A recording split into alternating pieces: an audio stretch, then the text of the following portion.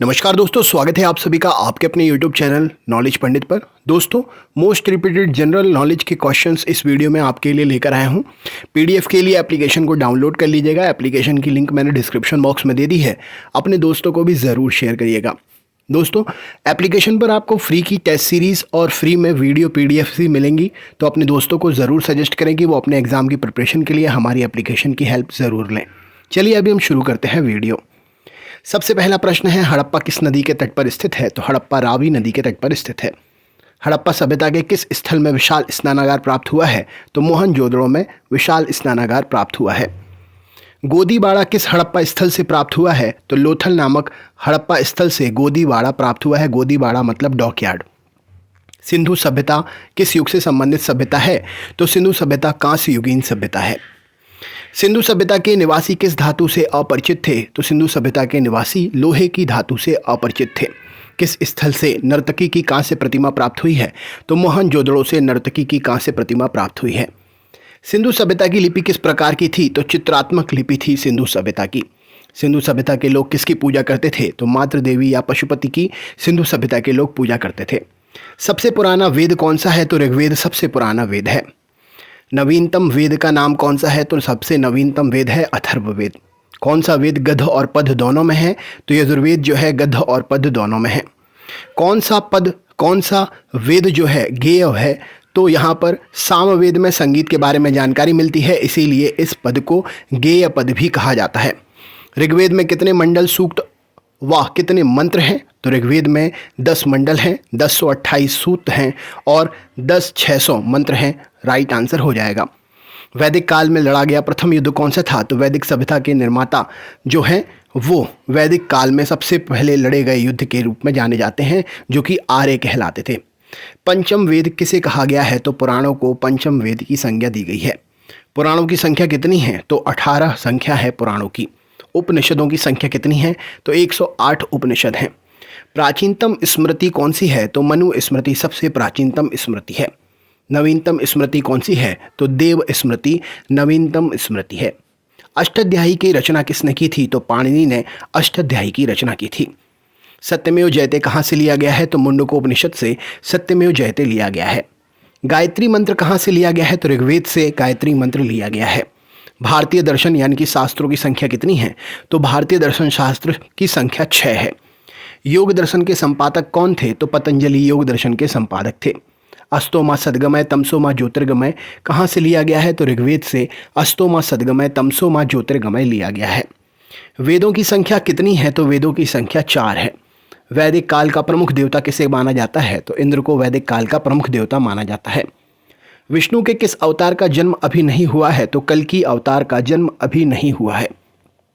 किस प्रकार के विवाह में वधू का मूल्य लिया जाता था? तो असुर विवाह में वधू का मूल्य लिया जाता था। महात्मा बुद्ध का जन्म कहाँ पर हुआ है? तो लुम्बिनी में महात्मा बुद्ध का जन्म हुआ था। बुद्ध के माता पिता का नाम क्या है? तो बुद्ध की माता महामाया और पिता शुद्धोधन थे। बुद्ध किस कुल से संबंधित थे? तो बुद्ध शाक्य कुल से संबंधित थे। बुद्ध की पत्नी और पुत्र का नाम क्या था? तो बुद्ध की पत्नी का नाम यशोधरा और पुत्र का नाम राहुल था। महात्मा बुद्ध का ज्ञान कहाँ से प्राप्त हुआ था? तो बोध गया, जो कि उरुवेला में महात्मा बुद्ध को ज्ञान की प्राप्ति हुई थी।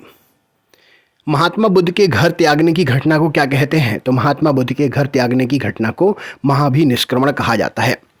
महात्मा बुद्ध ने अपना प्रथम उपदेश कहाँ पर दिया था? तो सारनाथ में महात्मा बुद्ध ने अपना पहला उपदेश दिया था। आम्रपाली कौन थी? तो बुद्ध की शिष्या और वैशाली नगर की वधू आम्रपाली थी।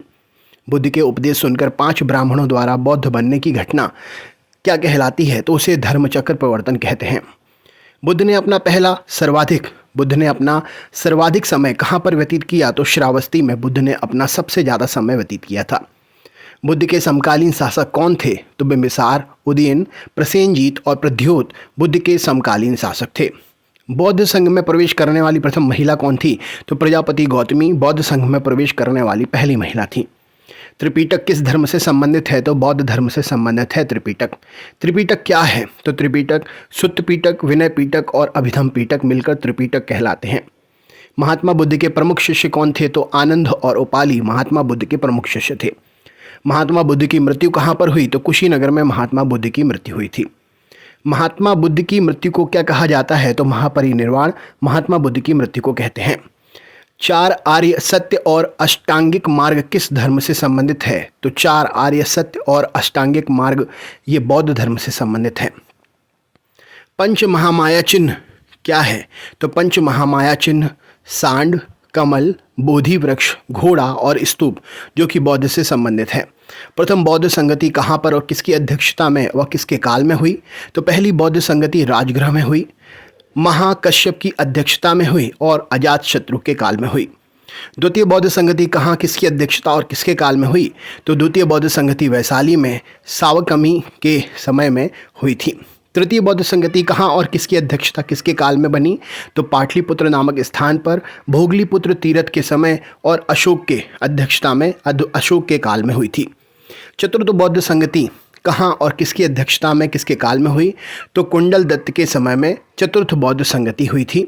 राइट आंसर हो जाएगा। बुद्ध चरित्र की रचना किसने की? तो अश्वघोष ने बुद्ध चरित्र की रचना की थी। महात्मा बुद्ध के घोड़े का नाम क्या था? तो कंथक महात्मा बुद्ध के घोड़े का नाम था। महावीर स्वामी जी का जन्म कहाँ पर हुआ था? तो कुंडा ग्राम में महावीर स्वामी जी का जन्म हुआ था। महावीर स्वामी जी के कुल का नाम क्या था? तो ज्ञातक या जांत्रक महावीर स्वामी जी के कुल का नाम था।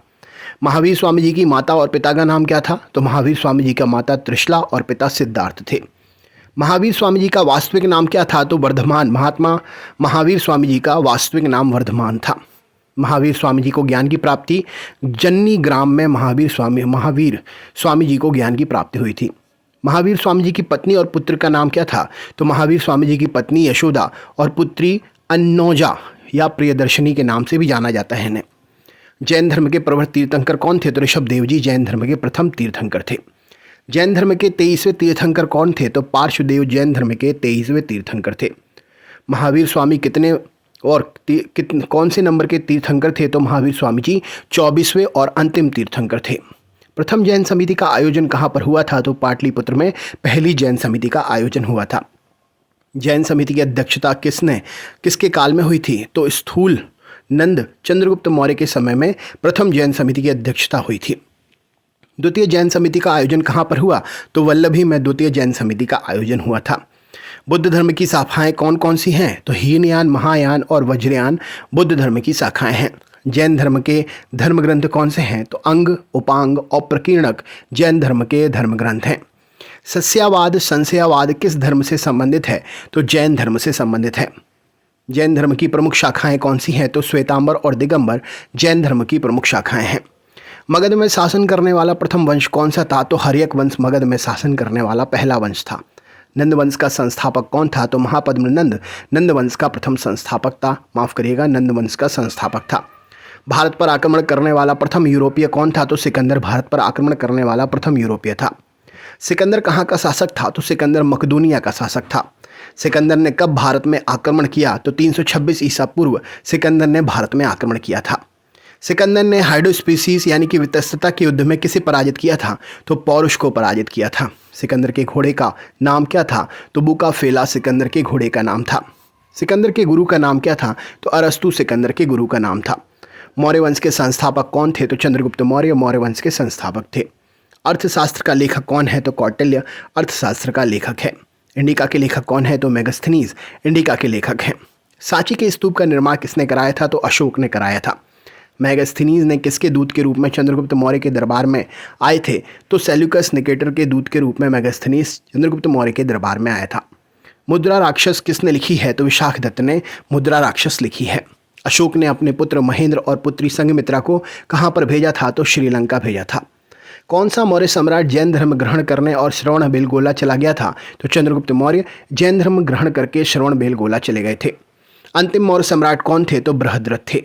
महाभाष्य के लेखक कौन है? तो पतंजलि महाभाष्य के लेखक हैं। पतंजलि किसके दरबार में थे? तो पुष्यमित्र शुंग के दरबार में थे। कनिष्क किस वंश के शासक थे? तो कुशांग वंश के शासक थे। कनिष्क कुषाण वंश के शासक थे। कनिष्क की राजधानी कहाँ पर थी? तो पुरुषपुर में थी। चरक, नागार्जुन, अश्वघोष और वसुमित्र किसके दरबार में थे? तो कनिष्क के दरबार में थे। पुरुषपुर में चैत्य का निर्माण किसने करवाया था? तो कनिष्क ने करवाया था। रेशम मार्ग का संस्थापक कौन था? तो कनिष्क था। शक संवत कनिष्क के राज्यारोहण की तिथि क्या है? तो 78 ईस्वी है। मगध शासन करने वाला प्रथम ऐतिहासिक राजवंश हर्यक राजवंश है। किस वंश को पितृहता यश के रूप में जाना जाता है? तो हर्यक वंश को पितृहता यश के रूप में जाना जाता है। किस पर्वतीय दर्रे से होकर भारतीय तीर्थयात्री मानसरोवर झील तथा कैलाश पर्वतीय घाटी दर्शन हेतु जाते थे? तो लिपुलेख दर्रे से होकर जाते थे। तिब्बत में मानसरोवर झील के पास किस नदी का उद्गम स्रोत है? तो सिंधु, सतलुज और ब्रह्मपुत्र नदी का उद्गम स्रोत है। कुल अक्षांशों की संख्या कितनी है? तो 180 कुल अक्षांशों की संख्या है। विश्व का सबसे बड़ा नदी द्वीप मांजुली का निर्माण करने वाली नदी कौन सी है? तो ब्रह्मपुत्र नदी है। तो दोस्तों ये थे 100 क्वेश्चंस मोस्ट रिपीटेड जीके के क्वेश्चन। वीडियो कैसा लगा कमेंट करके ज़रूर बताइएगा और अधिक जानकारी के लिए हमारी पीडीएफ डाउनलोड करने के लिए हमारे एप्लीकेशन पर टेस्ट सीरीज़ लगाने के लिए हमारे एप्लीकेशन को ज़रूर डाउनलोड करें। लिंक डिस्क्रिप्शन बॉक्स में है और अपने दोस्तों को भी ज़रूर शेयर करिए। मिलते हैं नेक्स्ट वीडियो में। बहुत बहुत धन्यवाद। सपोर्ट करिए, लाइक करिए, शेयर करिए और चैनल पर नए हैं तो सब्सक्राइब भी ज़रूर करिए।